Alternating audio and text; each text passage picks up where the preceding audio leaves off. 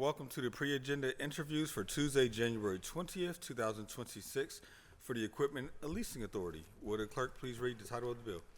Bill 25, Resolution appointing Sharon Werner as a board member of the Equipment Leasing Authority for a term to end March 31st, 2028, serving the remainder of the term for a seat vacated by Lisa Frank.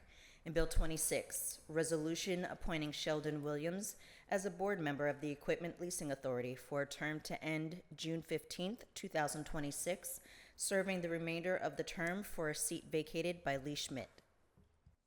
Thank you. And for the record, we are joined by Councilwoman Strasburger and Councilwoman Warwick. What we would like to do is start by both of you introducing yourselves, tell us a little bit about yourself, why you're willing to serve on this critically important board, and then we'll turn over to members for questions. Okay. Hi, nice to meet you all. Sharon Werner. My background is originally in the legal field. I was a practicing attorney for a few years in New York City, then moved to Washington, D.C., and spent 5 years working on Capitol Hill, and then 5 years working at the Department of Justice as a political appointee under President Obama, doing lots of different jobs, working directly for the Attorney General, but ended my time there as the Chief of Staff in the Attorney General's office at DOJ. Moved to Pittsburgh in 2017 with my family to be closer to family that we had here in Pennsylvania, and have loved every minute of it. Feel like I should put that on the record here. We love being in Pittsburgh. I've worked at PNC Bank for the past 8 years, first in a legal role, and then for the past 5 years as the Chief Operating Officer of our Corporate Responsibility Group. And very excited to now be part of the mayor's team here at the city doing operations. Obviously, so much of the job is going to be working on our fleet and trying to figure out how we can shore up better resources for the great men and women who work for the city and need vehicles that meet all of their needs. Thank you. Hello, everyone. I'm Sheldon Williams. I am returning after a time of being away from the city. I did the majority of my adult life and career as a public servant. I worked in public safety first as a paramedic, then also as a police officer. 2011, I took an early retirement. I had the time, not the age, so I could pursue ordination as a pastor, while also becoming a national expert in explosives, for which I taught across the country for many years. In 2022, I then relinquished my post as a pastor and became a full-time faculty member at the University of Pittsburgh, where I worked as an assistant professor in the emergency medicine program at the University of Pittsburgh, also responsible for that department's efforts in the School of Health and Rehabilitative Sciences and community engagement. My life service since being a young man has been serving, and served as a public servant first, then as one in a ministerial role, served in academia, and now come back to serve once again in this leadership role. And so I just look forward to making these opportunities to lead our efforts. I kind of communicate often that I'm here to be the bridge, and I continue to be that, which also brings me to why I'm accepting this role on this board, knowing the importance of our fleet and having a fleet that is capable of responding to our needs, first as one who had to use that fleet, now being responsible to make sure we give the resources necessary so our people, our men and women, can do their jobs. I look forward to the opportunity to serve on this board. Thank you very much. And with that, I'll open it up to members. I'll start with Councilman Strasburger. Thank you, Mr. Chair, Mr. President. Thank you both for your, it feels a little cart before horse, no pun intended, because we haven't yet actually, we're not confirming you, fully or we haven't had the opportunity to interview you or talk to you for your positions, but we understand that's more typical for directors and not chiefs, but really happy to be here today to discuss the Equipment Leasing Authority and your positions on that really important, as you mentioned, authority. Given your backgrounds, I think it's bodes well for the authority, and I'm grateful to my colleague, who you'll hear from, I'm assuming next, Councilwoman Warwick, for starting the discussion this year as to ideas outside of the box to ensure that our vehicle fleet is fully funded. In future years, when it's a brand new council and there's no institutional memory of what we went through this past budget season, which was reckoning with a budget that didn't sufficiently fund our vehicle fleet, and the almost emergency status we're at this juncture of understanding that we should be putting $31 million per year into our fleet to dig out of the hole that we're in, and having some challenges with that. So I'm open to that discussion. I'm open to whatever discussion, and I guess that leads me to my question, or my hope, and I guess it's a question of, if there are ideas either that you're willing to or ready to discuss now or not in the future, that think about creative new ways to dedicate funding to the ELA, to our vehicle fleet, to minimize the amount that we are spending on repairs that could be unnecessary if we had newer vehicles. Whether that is, what we hear from other entities and other municipalities, that we get conflicting ideas that might be okay, that might not be okay per standards of using bonds to pay for fleet in addition to other long-term uses. We're at the Engine 18 fire station, right? And understanding that was a vehicle that was 20 years old. Maybe we shouldn't be 20 years old. We shouldn't have 20-year-old fire engines supporting the city, but that's as long as some other assets that we have that we use bond payments to fund. But I guess, if there are any ideas that you can borrow from other places that you've worked, other municipalities, other levels of government, I'm open to hear them now. And if not, happy to continue that discussion, at another time.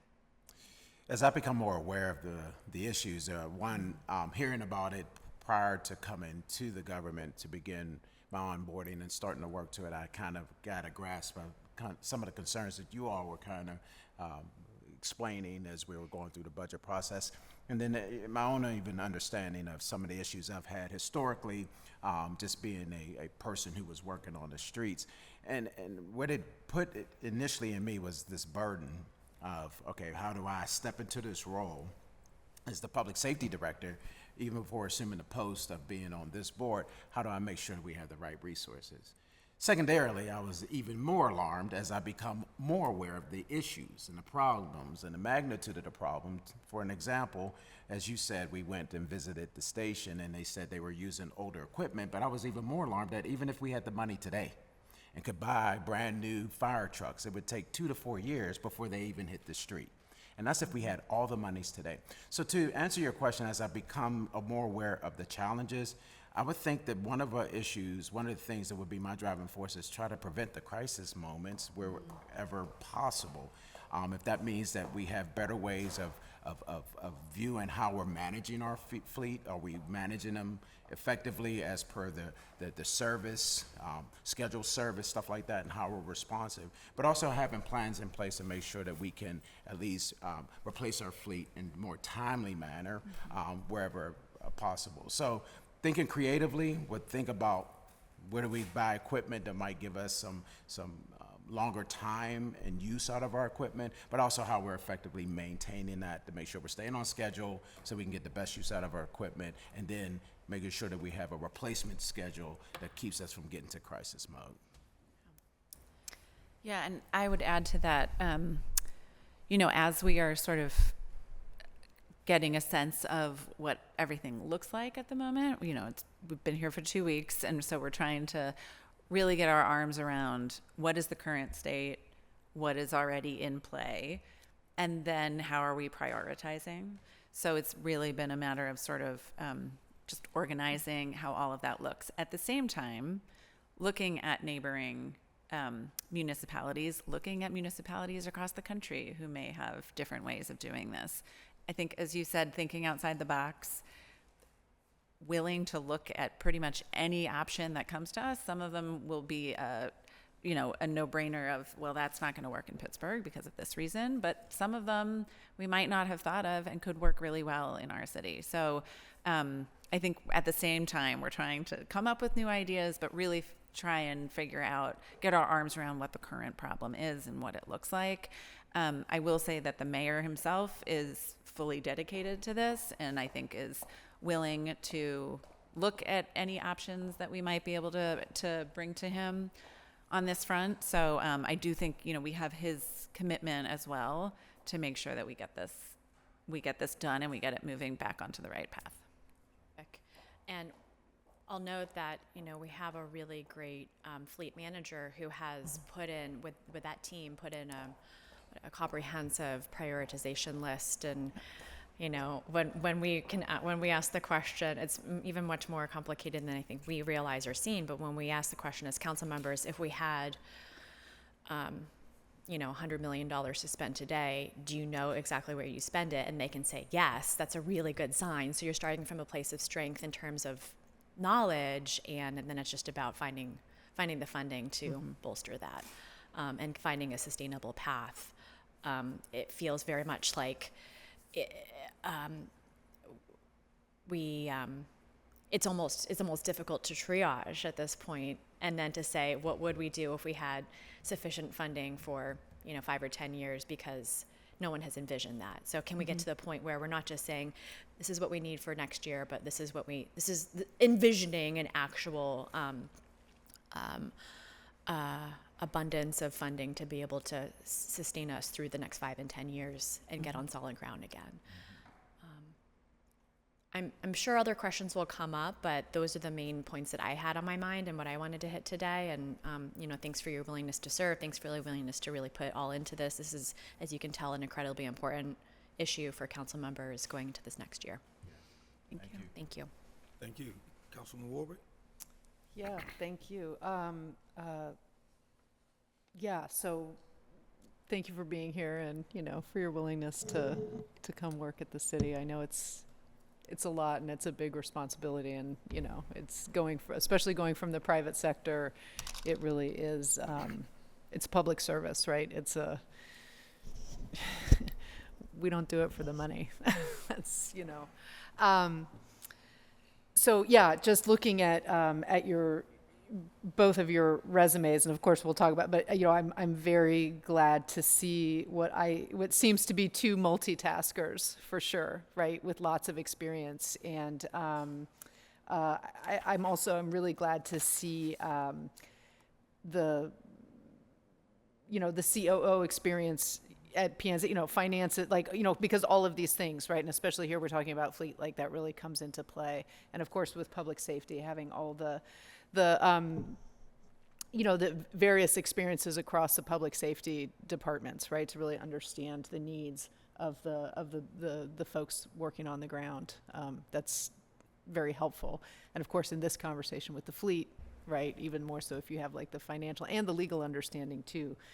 I know that the TransDev contract is not something that is under the purview of the ELA. However, that's something we've talked about a lot, and would be, I know Controller Heitzler has thoughts on that contract, and it would be interesting to have fresh eyes on that contract, right, from a legal perspective, just in terms of what we should expect, at the very least in terms of documentation, right, of repairs and whatnot. But at any rate, so, yeah, and as the councilwoman mentioned, Furman Maurice, my understanding is that he has created a tracking tool, and I don't know, I haven't seen this tool, but that it is a very effective tool. So definitely sit down and take a look at that. That really breaks it down. I don't know what the tool is, but that it really,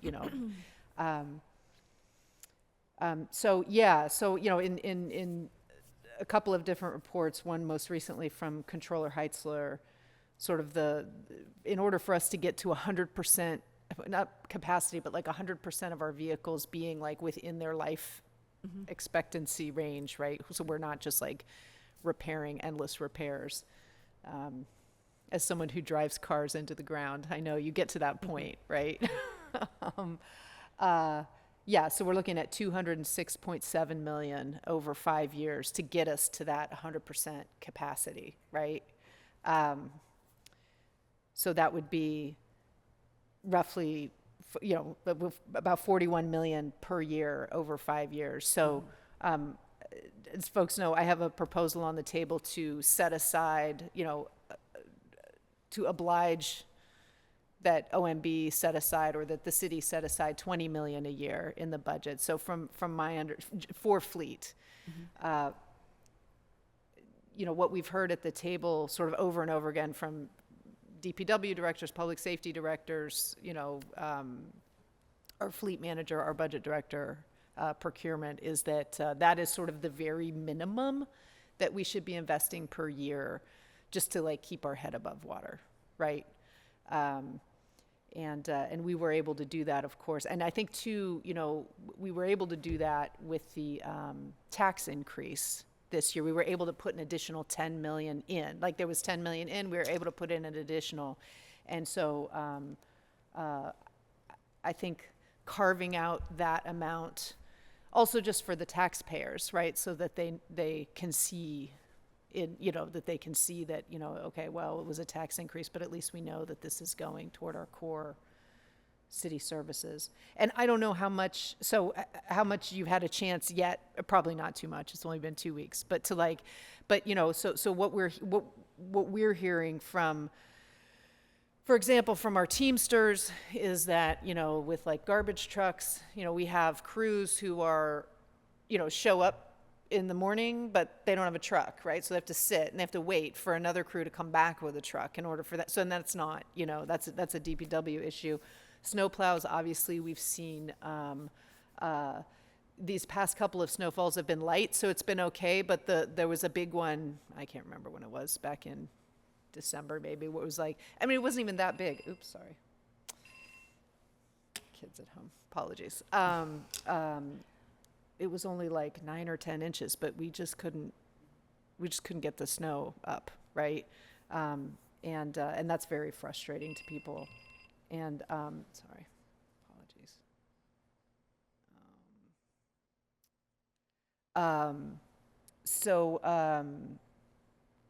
At any rate, and then we have EMS. We have ambulances breaking down, and we have engines. Our fire department is concerned about having to, getting to the point where they have to call up a council member and say, hi, council person, just FYI, in this fire station we have an SUV and not a truck, just so. At any rate, I know there's not. Happy to, and I'm actually interested in thoughts about the using bonds, because that's something that I've always thought, that could be, but then it also affects our credit rating, perhaps. I don't know if you have any thoughts on that. It feels like bonds could be an option too. I don't know. I think anything's on the table at the moment. Yeah. The mayor's office is happy to kind of look at every proposal that's out there. I don't know that we're ready to make comments specifically on that. But I would say that, as we start learning more about it and we're able to look at your proposal, we're happy to, have conversations about it. Yeah. Yeah. And also, again, and as I said, with this proposal that I put, I'm going to hold it so that everybody has ample time. And the reason I put it forward now is so that we have the full year, right? So that when we get into that ample time before the 2027 budget season. But some concerns I've heard already are, what if we have lots of money one year, but not as, you know what I mean? But we still have, so I feel like we can certainly adjust language to allow for, if we had like a $60 million influx, could that then sort of cover 3 years of the fund or something like that? I think too, and there's also always the concern of like just too many trust funds, right? Just like every little thing we make a trust fund. And, you know, like whatever the hot topic is at this moment, oh, we create a trust fund and now that's not really the thing anymore, but that trust fund is still in place. I definitely understand that for some things, right? But for vehicles, I just don't really see a world where we don't need vehicles every year. You know what I mean? And it really does affect like public, like directly affect the services that we provide, the type of things that residents are seeing every single day. But at any rate, and also just in terms of outer year planning, right? Like, because you do have to buy the vehicles a year, you know, even just a basic snowplow, I think can take 5 to 6 months. You know what I mean? Just with the whole process, the procurement, all of that, and then getting it equipped and so just to know, you know, in the outer years, like, okay, well, we know that we're going to have at the very least this fixed amount of money in 27, 28, 29, 30, right? To be able to kind of plan ahead for those larger orders and those orders that take longer. Anyway, if any comment, happy to. I know that wasn't really a question; it was more, you know. But comment I wanted to add to stuff you presented. Thank you for what you were just commenting on. And one of the things, the financial end, is one of the ways that we can help prevent the delay, you know, of getting and addressing our fleet. So thankful that you're thinking in that manner. But I'm also, I had one meeting with fleet management, and I've had maybe 1 or 2 meetings with some of the chiefs. And some of the concerns that I would like to make sure that we're also addressing is that we're eliminating any other delays. And some of those delays, what I mean is, like, one of the issues are we really focusing all of our efforts to make sure that we understand fully? We have immediate need, as you have addressed. We know the immediate need. But inside that immediate need, which parts do we address first? Can we put some prioritization towards addressing this so that it's not just everybody coming clamoring for replacement of fleet? We have to sustain fleet for a period of time as we address these things. And I think that addresses your more strategic approach. So I don't want to have complicating delays by us trying to launch out, address some things without having some sort of a strategic plan. And so some of those things are like, I mean, we have a little bit of respite. I think I'll say a little bit of relief. We're about to take delivery of a nice handful of police cars, because what has happened over the past couple of years post-COVID, we have a substantial amount of police cars coming to us. And I'm only not saying the number. It's a good amount of number because I want to be factual. But at least at that moment, I know that we're going to be replacing a good portion, a sizable amount of our police vehicles, right? Comes out of it, there's a capital budget and operating budget, I get it, but we have that. So when I'm looking at fleet, if we're looking at it from a public safety, I know that we have some good standing with our police cars coming. Where do we prioritize? Is it in fire and EMS, and we start putting some attention there so we don't have any other delays? And so that's what I would come back, is just providing. You asked about creative ways of thinking. You're talking about how we're going to approach some of this need. I want us to look at maintenance schedules, that there's no delays, and how we're cycling those so that we have longevity. What is the most prominent need that we have to address? And so we're moving forward so we can address those in a timely fashion that doesn't keep us in this tension point of being in this crisis mode over the 5 years that we got to get to full replacement of our fleet if we did have the opportunity to do so. So that's just what I would add. I'm looking at what delay looks like. There's a financial, but a delivery of vehicles, the maintaining of those, how we're getting vehicles back on the street. Like, it's a total encompassing aspect for me when I'm looking at our fleet management. yeah, that's interesting, because I mean there is sort of some question about even just the overall role of the ELA, right? Because the ELA doesn't oversee the repairs, and it doesn't, you know what I mean? It's really just the sort of procurement of the vehicles, really. But there's so much more to it than that. I know there was some story in the news a while back about, maybe it was like an ambulance that we had it, but it wasn't out, you know, because of like an internal snafu, right, that kept the ambulance, you know, that wasn't out on the street even though it was ready to go. and those are interesting questions. Of course, from council, that's not really something that we, that's operations, right? That's like, should each department have its own fleet man, or or who's following up on all of those things, from sort of the A to Z of getting a vehicle ordered and then on the street. Right. I mean, from my perspective, I think that's why it's probably so key that you have the chief of operations for the city serving on this committee, because I will have a sense of everything that's in the shop, everything that we know we can fix, and then it can be back on the road, or everything that we know, oh gosh, we're just putting a patch on this one. We don't know how much longer it's going to last. So now we need to get back to ELA and figure out where do the new purchases need to be made. Yeah. But yeah, I mean, the idea is to have my arms around all of that. Yeah. And I'll agree too that I want to echo, just piggyback off of what Sharon was saying, not be siloed in my thinking. Like, I understand that the board has a responsibility on the procurement end of it, but I won't have siloed thinking when we know that there are these other issues that are affecting our fleet. And so helping to guide our decision making moving it forward, I think it's an informed position to be able to bring those forward. I think too, there's maybe also something to kind of look at in terms of I don't know, the one that always comes to mind for me are the street sweepers, right? Which are very expensive and break down all the time. And again, this is just anecdotal, but like as a council member, the most complaints I hear regarding street sweeping actually doesn't have anything to do with street sweeping. It just has to do with like parking and the street sweeper not coming when it's supposed to come. So, you know what I mean? Even just looking at that, like it's a service that we provide, but is it, not to say that we don't, obviously you need to clean the streets periodically, but overall, and I don't know how much those vehicles, what percentage of costs and whatnot those street sweepers cover, but at any rate, yeah, lots of ins and outs. And picking the right vehicles. I mean, that's a DPW issue of when we, for getting the most bang for your buck out of a truck, right?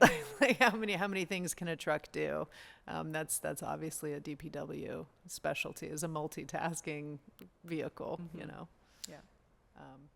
Yeah, and then trimmer, there's just so much, right? And then forestry needs them and all kinds of things, so. At any rate, I don't think I have, if you have any other comments, I don't think I have. I'm just, this is obviously top of mind. Of course. Yeah. I mean, I will say it's top of mind for the mayor's office. Great. So, yeah. Good. So we will be working on it. Super. Okay. Well, thank you. Appreciate it. Thank you. Thank you. I saw Councilman Charlene join us online. Councilman Charlene, did you have questions? Yes, although I don't have a lot of questions, because I think the other members there are pretty aligned with kind of my thinking on things here. So I will be relatively brief. I do want to acknowledge, I think both members Strasburger and Warwick mentioned the possibility of a bond, which is something that we previously have not explored, but talking through with other municipalities and other levels of government, I think is something that we need to look at much more closely in the future here. So I did kind of want to get your thought process. I maybe we'll start with what I think the answer should be, but I want to ask the question. I really think one of the big problems that we have in the city is that we often think that we're a special snowflake here in Pittsburgh, and we don't want to learn from other municipalities, other levels of government, private industry. We think that this is kind of a Pittsburgh specific problem, but we are not the only city that has a fleet that we have to maintain. So I kind of wanted to hear from both of your perspectives. Where are you going to be seeking outside guidance? Where do you plan on learning as you move into these roles? Sure, I can take that one first. I think obviously neighboring municipalities is the best first place for us to go, because they will have a lot of the same issues, geographical, weather-wise issues that we have here in Pittsburgh. I also think that there's lots of other cities in the country who face similar things with their fleet maintenance and how they're managing their city fleets. So we'll be looking to other cities as well. And on the bond issue in particular, I would just say, as I said to Councilwoman Warwick, we are happy to look at it. We're sort of taking up all ideas at the moment and looking through them. So we're happy to have that conversation further.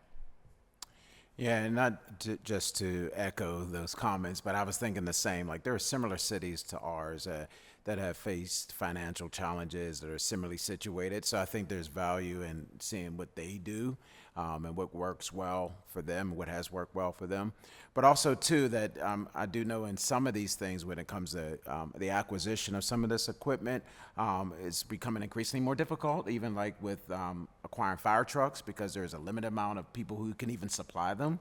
And so I would like to know from others, how are they handling those challenges? Because there are just a large amount of requests across the country with a limited amount of manufacturers who are or even providing. So how are they going around to make sure that they're replacing their fleet? And so these would be the questions I would ask from those from around the country, or for those who are similarly situated, on how they manage these type of problems that we now face as well.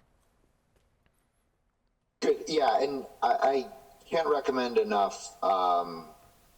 If you, I'm sure you wouldn't mind me mentioning his name, but former county manager Willie McCain has a lot of thoughts on this, and has been really helpful for me and I know other members, as well as we think about how to reinvest in our fleet.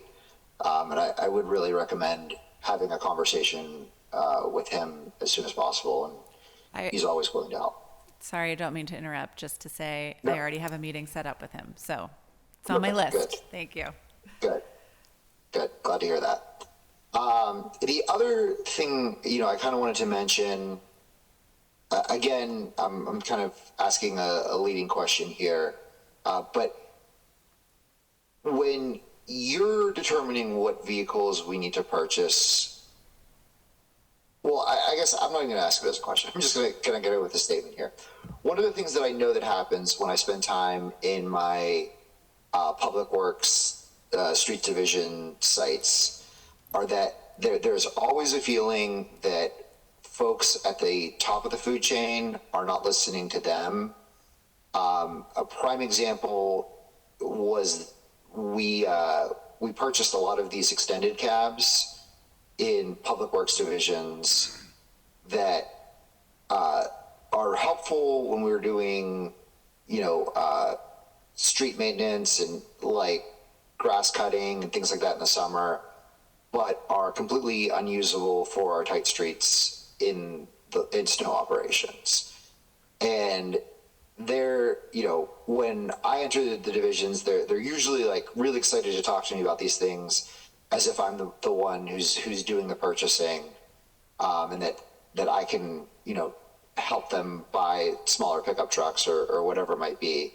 And I really just encourage that instead of just talking to the directors and just talking to, the chiefs and folks that are at the top of the food chain, to really talk to kind of the folks that are actually doing the work and actually operating the machinery, as to what their needs are and what would work better.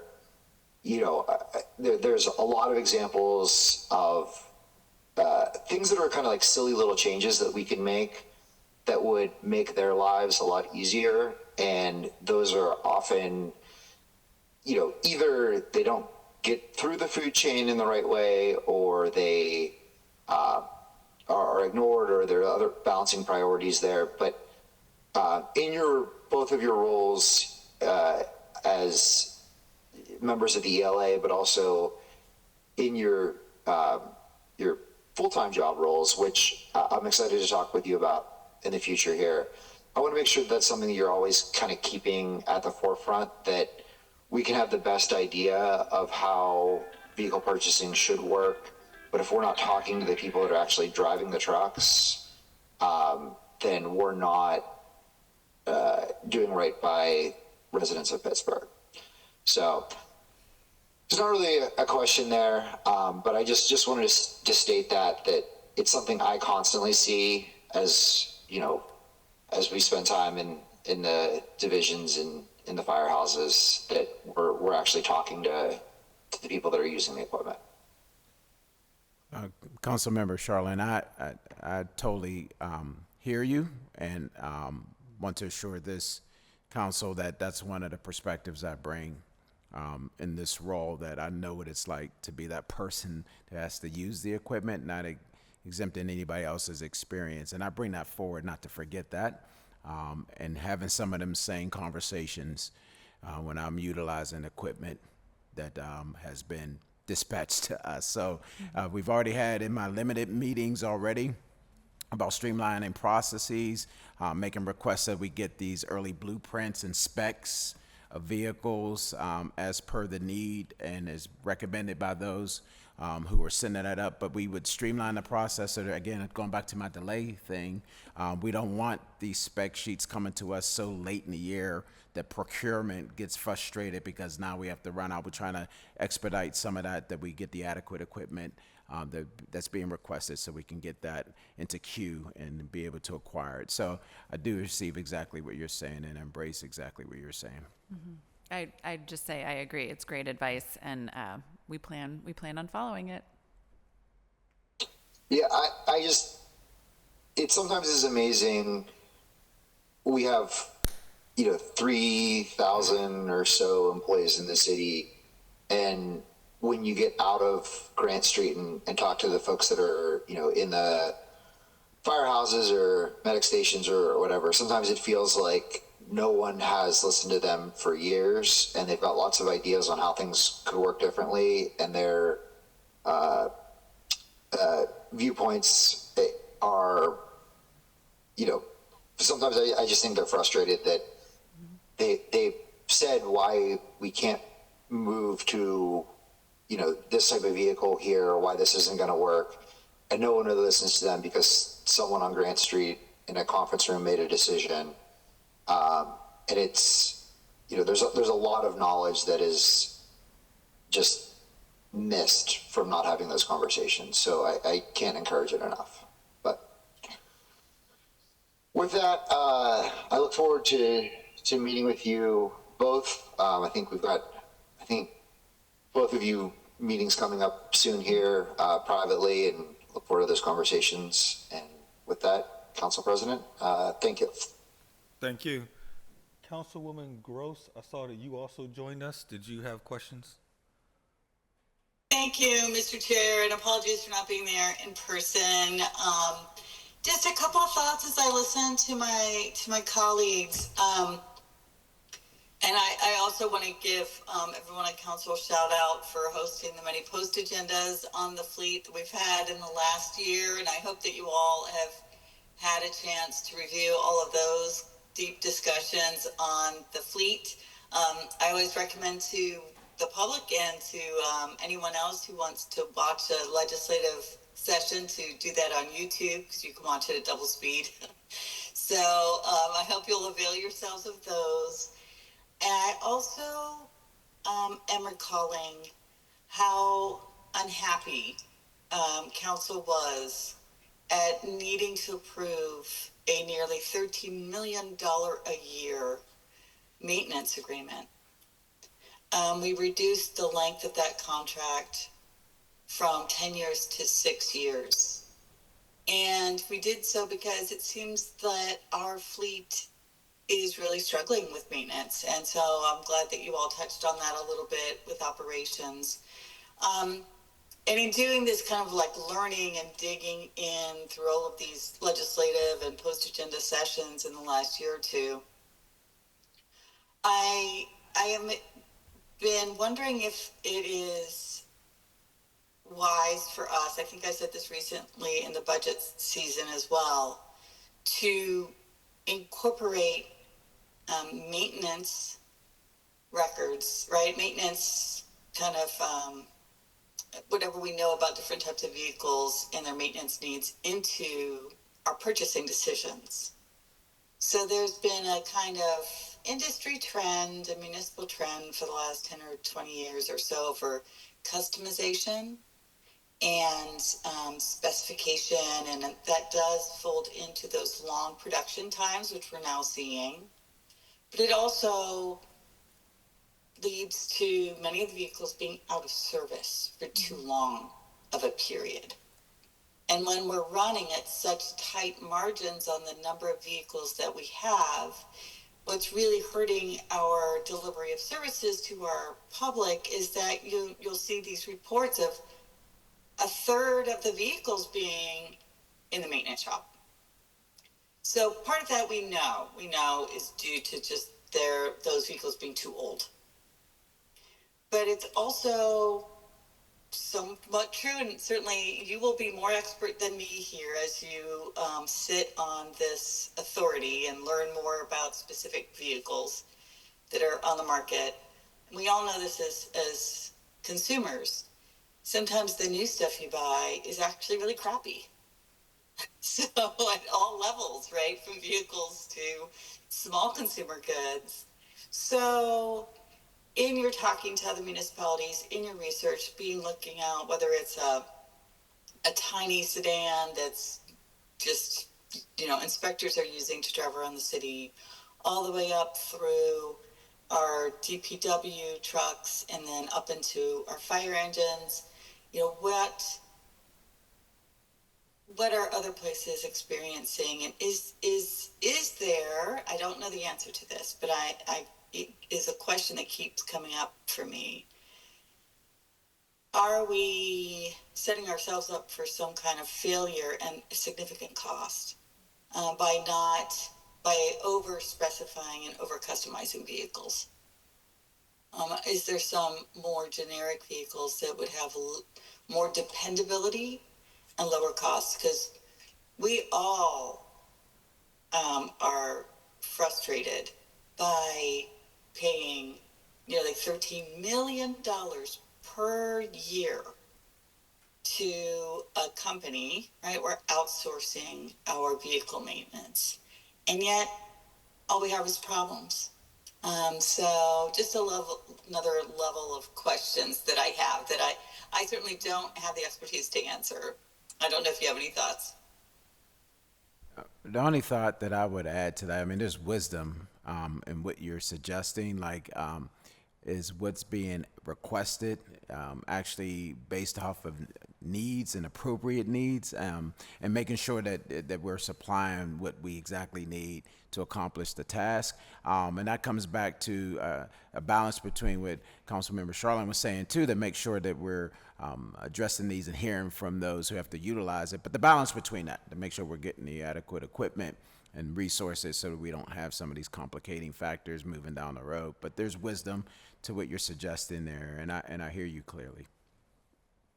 Yeah, I would just add, it will be interesting to look at, so thank you for bringing this up, looking at the vehicles that we've bought in recent years that have been more customized and whether that has led to more difficulty in maintaining those vehicles or being able to repair them, excuse me, or finding the right parts or whatever it might be. So that's definitely a good point to make and to be looking at as we move forward. Thank you. I appreciate it. It just seemed to be a pattern that it was obviously, I think mostly 80%, 85, 90% maybe of the explanation has historically been like, well, that truck is 10 years past its, service life. And, but then what about that 15% margin, right? And if we're talking about a 1990s truck, those, might have actually been built better than the truck that we're able to buy in 2026. Right. And so there certainly have been some, cars have gotten more computerized, trucks, and all this kind of level of specificity. I saw in the news we just had an electrical fire on the streets of one of our Ford trucks that was being used as a snowplow. So it's just yet another difficulty to look out for, but we want to make sure that we're not, if there's any way we can bring down that maintenance contract cost, it's just killing us, right? It's just way, way too high. And I'll throw in, just to follow up on Councilman Charland, that another example of vehicles that were purchased that were too large were our compressed natural gas waste haulers that were so large they couldn't make the turns. A lot of my district, the garbage cans are out in alleys, and there might be the streets and the alleys might have been laid out in 1860, 1870s. And so the trucks were actually damaging people's properties trying to make those bends. We certainly don't need that.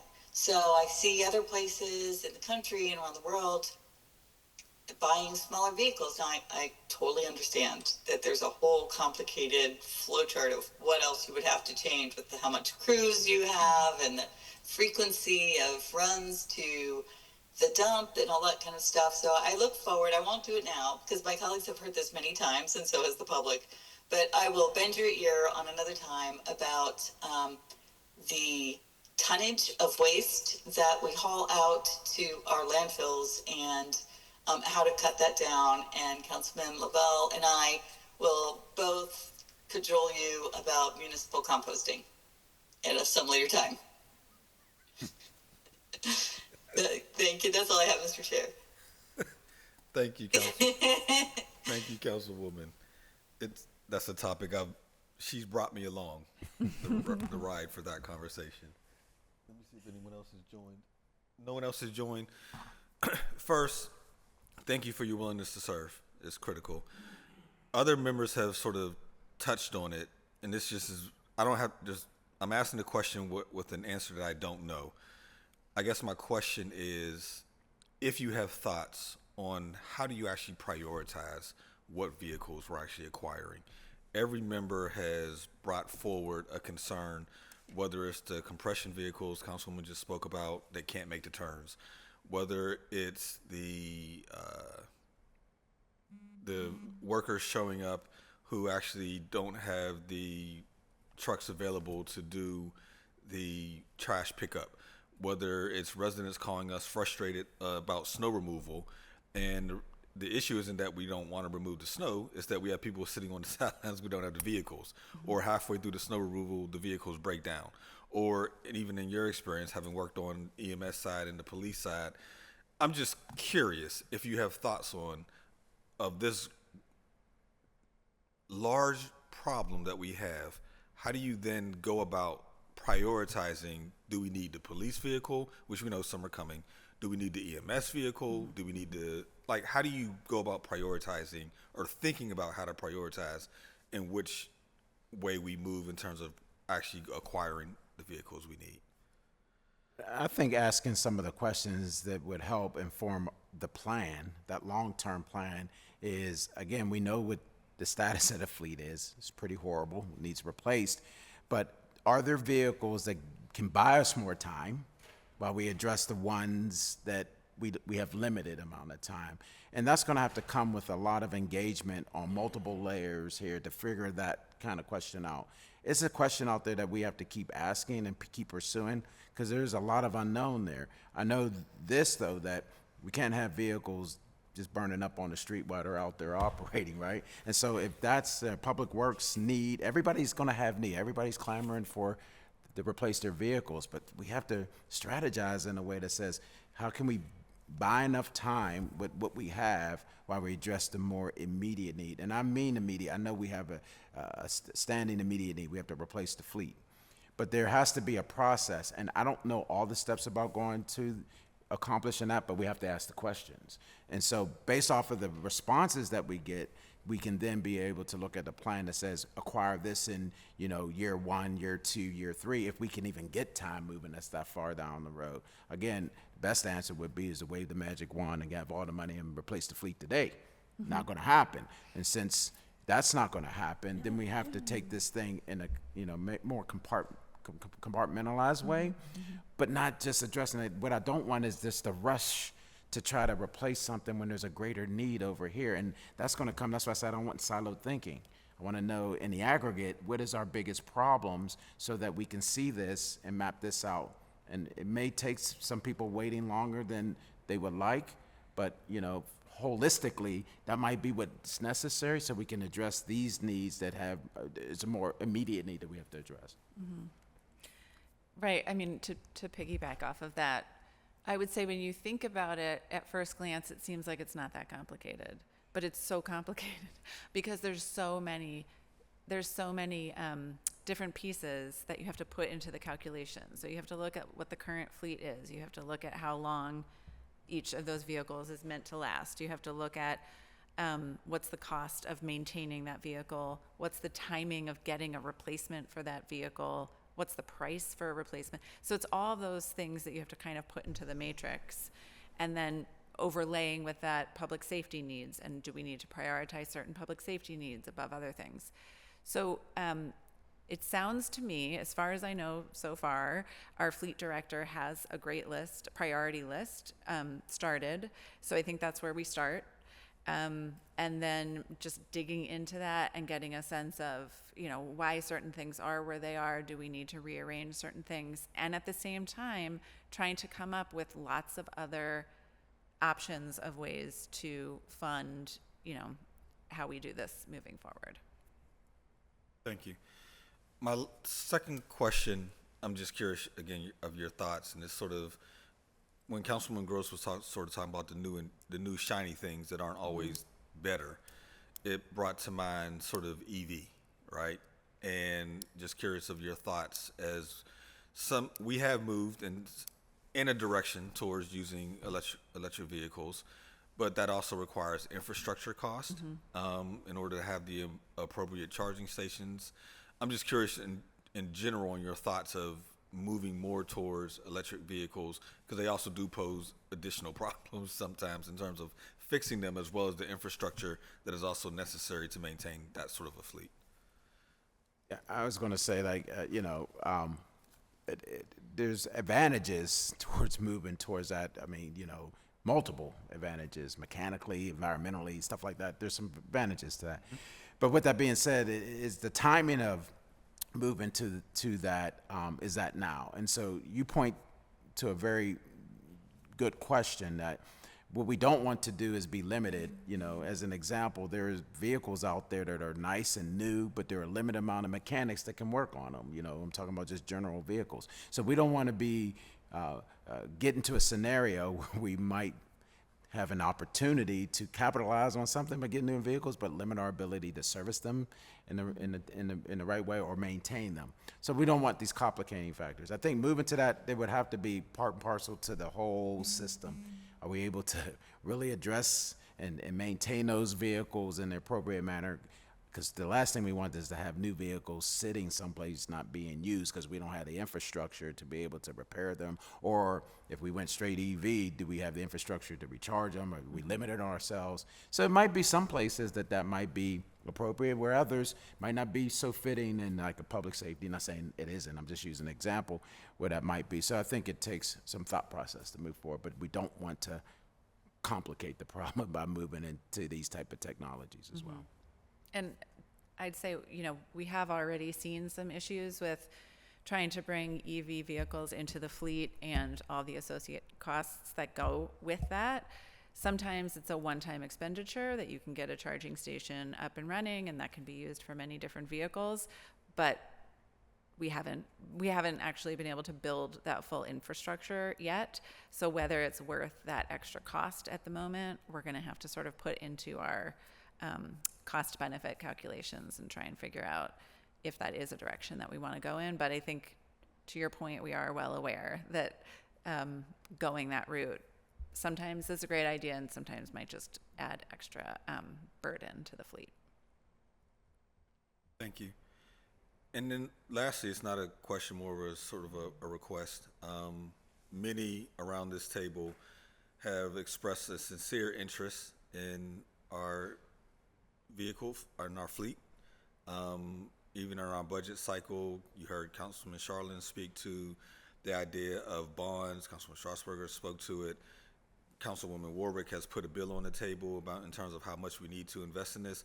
So it's more of, I would just hope that the ELA is in consistent conversation with council in terms of how we move forward, how we ultimately do prioritize the purchasing of our vehicles, identifying the need, so that when we come around, and it's really around budgeting more than anything else, that we're sort of walking into our yearly process as informed as possible, to be able to make decisions. So it's more of a, let's work hand in hand to try to address this more than, so it's not a question, more of a request, which I don't think is a big one, but.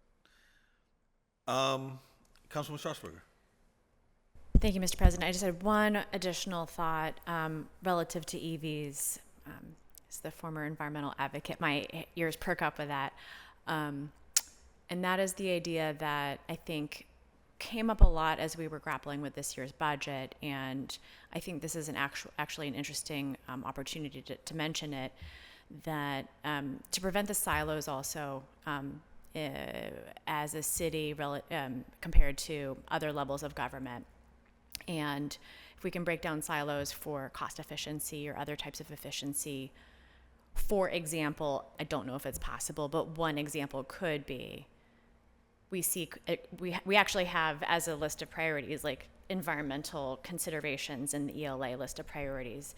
And so this push to go to EVs, could it be addressed through a shared agreement with the county, with PRT, with the school district, right? Like, we all go in on the cost of the charging station and therefore can reap the benefits of avoiding fuel costs sooner by, sharing the upfront cost, like as an idea.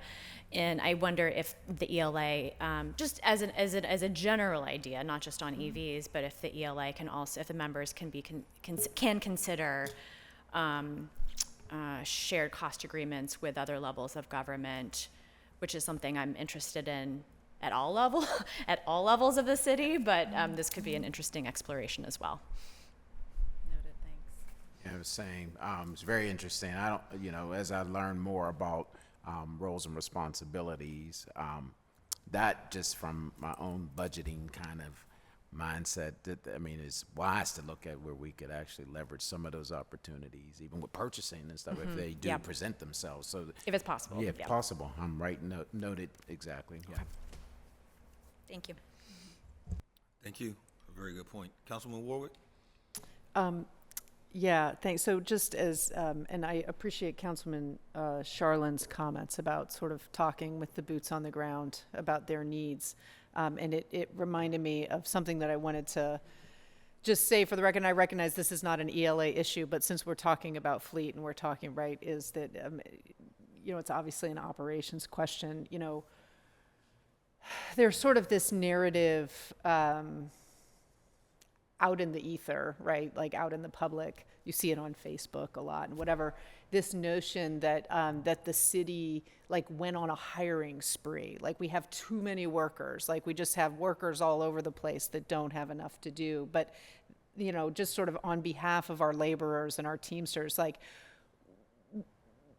all the work we do, especially in the I haven't heard it so much around public safety. It's more around DPW that you kind of hear this narrative. Is